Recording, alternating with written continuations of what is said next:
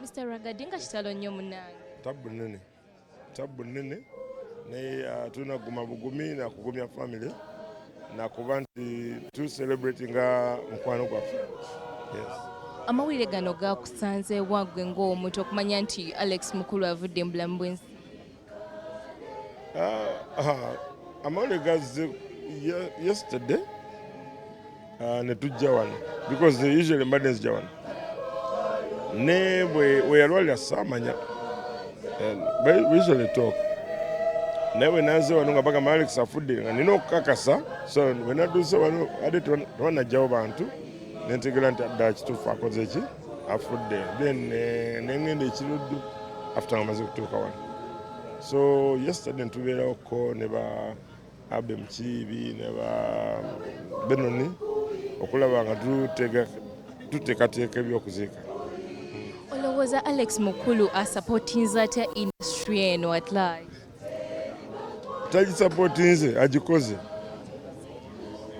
Omanyi mu Uganda waliwo problem emu abantu baagala nnyo okujja ne bawaana omuntu kweno ssaawa esembayo but Alex Mukulu mwandimutadde mu grade y'abantu si by'ennaku zino abantu abeeyogerako.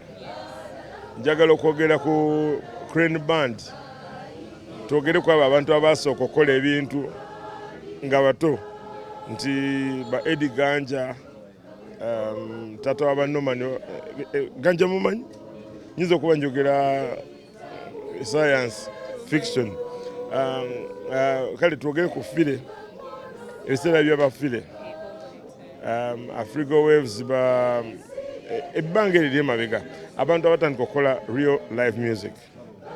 So he's a pillar on the industry, a very strong pillar. Teyakoma ku kyakuyimba kyokka n'abeera mu kyebayita drama, theatrical drama. Be basooka okukola firimu mu Uganda okugamba nti ekifaananyi bakikutte.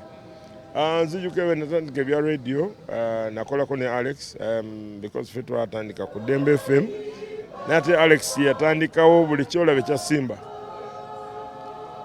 Simba FM. So he's a pillar to the industry, not film, not music, not theatre. Buli kimu akikoze. Kitegeeza tufiiriddwa nnyo nga industry.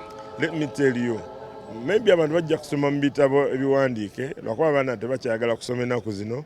Abantu ababadde mu industry abagikoleredde is one of the pillars. Kiringa bw'ogamba omusingi gw'ekintu is nti bw'oba oyagala okumanya eby'ennaku zino okweyogerako kungi naye nga Alex apart from his introversy Alex adde tayagala nnyo mumanyiira abadde ayagala nnyo okukola ebintu bye nga bw'ogamba nti ngenda kukola kino oba gwe okiraba otya oba okiraba otya this is what I want. So kakati I think tufiiriddwe omuntu omunene nnyo mu ggwanga mu industry ku byakoze si byakweyogerako abadde bamulabako ku TVs kuva ku Bukedde BBS byakola mujjukira bino byabadde akola ebya talent search naye yolesa ekitone eyo yali ng'omuntu amugamba mazima.